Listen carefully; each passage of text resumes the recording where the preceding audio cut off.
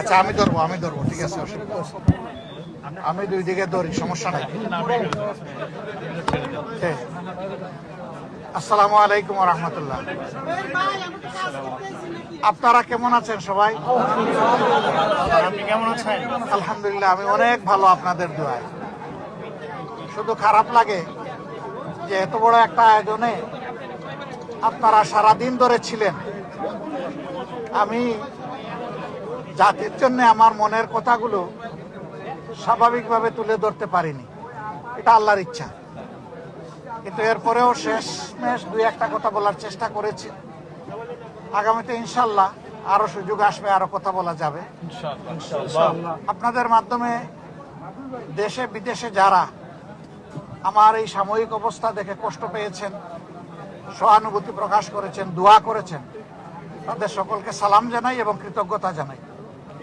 শুধু দোয়া করবেন যতদিন বেঁচে থাকি আল্লাহ তাআলা যেন মানুষের কল্যাণের জন্যই আমাকে বাঁচাইয়া রাখেন, এবং আমার দ্বারা যেন দেশ এবং জাতির কোনো ক্ষতি না হয়। আল্লাহ যেন আমাকে সাহায্য করেন। আর এই দেশটা আমাদের সবার রে ভাই, আমরা সবাই মিলে গড়বো ইনশাআল্লাহ। আমরা ন্যায় এবং সত্যের পক্ষে থাকব। অন্যায় অসত্য যেখানে সেখানে আমরা দেয়াল তুলে দেব ইনশাআল্লাহ। অন্যায় অসত্যের প্রতিষ্ঠা যাতে না হয় আমরা দেয়াল তুলে দেব ইনশাআল্লাহ। আমরা একটা দেশ আমাদের যুব সমাজের জন্য উপহার দিয়ে যেতে চাই ইনশাআল্লাহ। যেই যুব সমাজ মুখ পেতে আমাদেরকে মুক্তি এনে দিয়েছে, তাদের প্রতি আমাদের দায় আছে, আমাদের দায়িত্ব আছে। তাদের যে আকাঙ্ক্ষা, এটা অস্বাভাবিক কিছু না। আল্লাহ তাআলা সম্প্রতিও কিছু দেশ আমাকে ঘোরার তৌফিক দিয়েছে। সেই দেশের ভিশনারি এবং দেশপ্রেমিক নেতৃত্বের কারণে মাত্র 3 দশকের ভিতরে এক একটা দেশ কোথায় চলে গেছে বদলে। আমরা পারবো ইনশাআল্লাহ।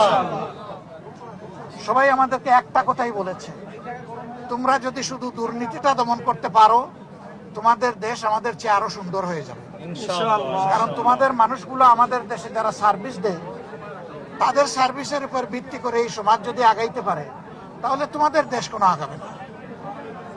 আমরা এই জন্যে আজকে বলেছি, কতটুকু বুঝাইতে পেরেছি আমি জানি না, কতটুকু স্পষ্ট হয়েছে আমি জানি না, যে ফেসিবাদ বিদায় নিয়েছে একটা লড়াইয়ের মধ্যে, আরেকটা লড়াইয়ের মাধ্যমে ইনশাল্লাহ দুর্নীতিকে এই দেশ থেকে বিদায় করতে হবে ইনশাআল্লাহ। এটা সকল দলের জন্য প্রয়োজন, প্রত্যেকটি নাগরিকের জন্য প্রয়োজন। এই দুর্নীতি সমাজ থেকে নির্মূল না হওয়া পর্যন্ত নাগরিক জীবনে কোনো ধরনের কোনো নিরাপত্তা আসার কোনো সম্ভাবনা নেই। আল্লাহ তাআলা যেন এই কাজটাও আমাদেরকে